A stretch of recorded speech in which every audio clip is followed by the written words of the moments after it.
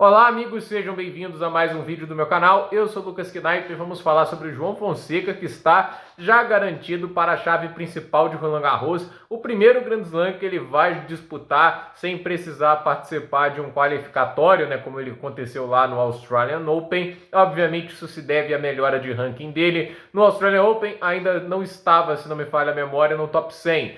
Isso, obviamente, quando assinou a lista de entrada. Agora ele é o número 59 do mundo, não joga essa semana, nem em Munique, nem em Barcelona, volta apenas na quarta ou quinta-feira da semana que vem no torneio de Madrid. E assim, o João Fonseca, obviamente, aí tem um ano que ele espera subir cada vez mais no ranking, conseguir cada vez mais chaves principais sem a necessidade do quali.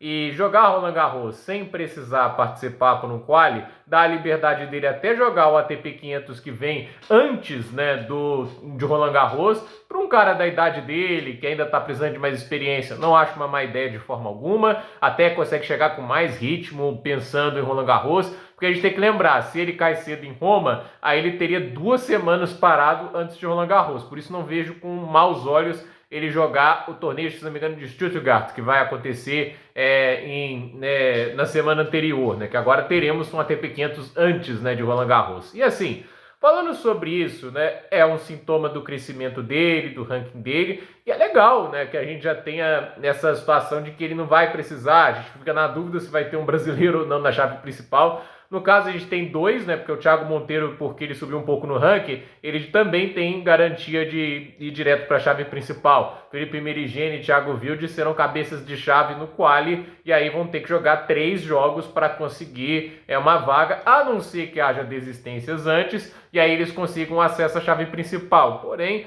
nem sempre dá para contar com isso. Falando do João, ele vai agora para uma gira de saibro, né? Que assim, teve seu período no saibro em fevereiro. Como um brasileiro, a tendência é que ele jogue a Golden Swing, que são os torneios de tênis que acontecem na América do Sul. Eles só vão acontecer nessa fase do ano pensando em nível ATP. Não conheço torneios de quadradura que acontecem em outro momento do ano aqui na América do Sul. Você tem Santiago, Buenos Aires, Rio de Janeiro. Já chegou a ter um tempo que tínhamos o ATP 250 de São Paulo, mas ele acabou sendo encerrado, pelo menos no momento. Quem sabe um dia volte. Mas fato é que a gente tem esses torneios de saibro e o João Fonseca jogou 2 deles. O ATP 250 de Buenos Aires, onde se sagrou campeão, né, do seu primeiro torneio nível ATP, ganhando de um nome do calibre do Francisco Cerúndolo na decisão, conseguindo ali vitória, salvando match point contra o Mariano Navone. E assim, a gente teve ele jogando o ATP 500 do Rio, onde ele caiu na estreia para o tenista francês Alexander Miller. Então assim, ele tem 2 torneios de saibro este ano, um contraste bem grande um do outro. Eu acho que o Rio de Janeiro também tem afetado a pressão de jogar em casa, com a pressão de ser favorito também, né? Tipo, ele tinha mais pressão em cima dele e, obviamente, o cansaço acumulado da semana anterior, que, obviamente, atrapalhava. E o Miller também, um oponente bem chatinho para enfrentar no saibro. Mas fato é que, assim, ele vai para Madrid, ele tem uma gira de saibro mais curta do que a maioria, né? Porque a gira de saibro já começou, já tem 2 semanas antes e contando com essa são 3 semanas.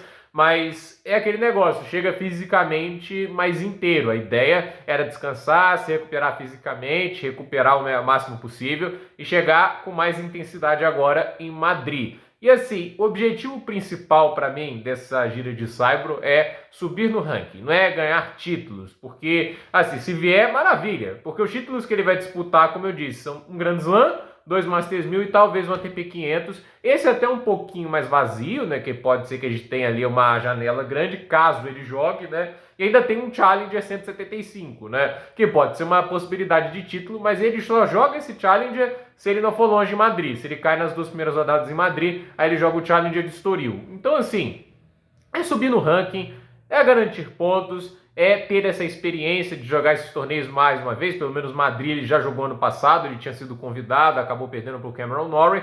Então assim, é jogar esse torneio e entender o que ele precisa mais encaixar para o jogo dele, né? O que ele precisa fazer de termos de ajuste. Tudo isso é importante, né? Porque cada experiência traz algo diferente para ele entender ali no jogo dele, né? O que ele faz em quadras duras, que funciona muito bem, vai ter uma diferente efetividade, seja na grama ou seja no saibro. O saibro, para mim, é um jogo para principalmente trabalhar a questão estratégica e de paciência do João Fonseca. Para mim, as 2 piores derrotas do João nessa temporada, de poucas derrotas, evidentemente, foram as derrotas para o Alexander Miller e a para do Jack Draper. As duas derrotas têm a mesma coisa. Eu acho que além do cansaço que ele teve lá no Rio de Janeiro, a questão ele não teve paciência necessária para ficar nas trocas de bola e esperar o momento certo para atacar. Alguém que tem recursos maravilhosos como ele tem, obviamente se sente confortável para ir para o ataque e surpreender o adversário antes do momento ideal. Mas se você erra minimamente o tempo, você joga na rede ou para fora.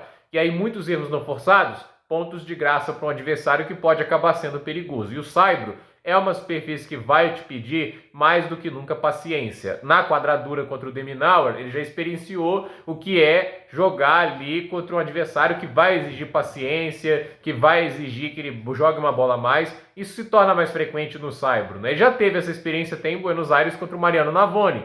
Foi um jogo duríssimo e ele teve que jogar uma bola a mais, teve que sofrer bastante, conseguiu a vitória, mas a gente vê que no Saibro o estilo dele extremamente agressivo, em certos momentos não vai machucar tantos adversários, e aí que é aquele negócio, né? Você esperar o momento certo para atacar vai ser o grande desafio. Obviamente, em algumas ocasiões, ele vai enfrentar adversários que vão ser sufocados pelo volume de jogo impressionante que ele é capaz de gerar. Mas é, obviamente, uma superfície que acima da agressividade está a boa construção de ponto, a paciência e o timing perfeito para conseguir um ataque. Quanto mais ele evoluir isso, melhor. Por isso que eu falo assim, de tenistas que precisam melhorar certos aspectos do jogo, nunca fugir das adversidades, nunca fugir dos torneios em que eles não se sentem confortáveis, porque melhorando lá, você pode melhorar seu tênis em geral, né? É o que eu critico tanto do Ruud, que ele só vai para a gira de grama para jogar o Wimbledon e pegar o cheque dele, porque indo para a primeira ou segunda rodada de Wimbledon, que é o máximo que o Ruud faz,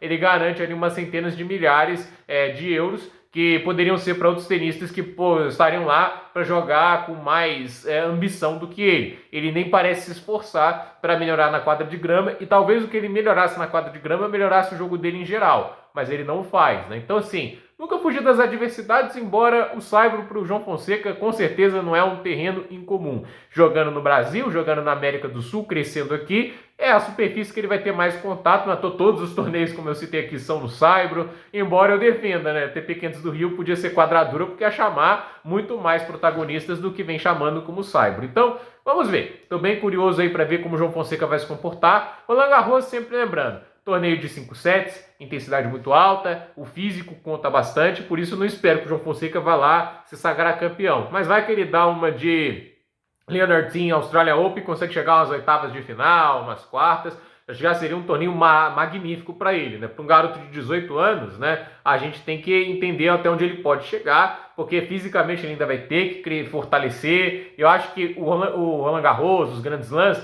mais do que apenas técnica e intensidade, físico conta. Você sustentar o nível de tênis. E a gente viu lá em Miami contra o de Minaur, no final do jogo, o de Minaur ele estava sobrando fisicamente perante o brasileiro, né? Então, assim, isso num jogo da segunda rodada do torneio. Ok, o João Fonseca tinha jogado a semana anterior inteira, mas é aquele negócio, né? Fisicamente, quando você vai enfrentar os melhores tenistas, eles vão te exigir que você mantenha o nível por muito mais tempo, e eu acho que isso é algo que o João vai evoluir facilmente, assim, com o passar do tempo, mas ainda é um obstáculo por um curto prazo, ao meu ver. Então, vamos ver o quanto que ele consegue se fortalecer também fisicamente, e vamos ver como ele consegue os resultados dele até Roland Garros. Tomara que com boas vitórias, que possibilite ele chegar ali a um top 40, top 30 o quanto antes, e basicamente descarte essa questão de qualis e challenges para a carreira dele daqui para frente, que o foco fique só no nível ATP. Então, gente, por esse vídeo é isso. Dúvida nos comentários, deixe seu like, se inscreva no canal, compartilhe esse vídeo e até o próximo vídeo.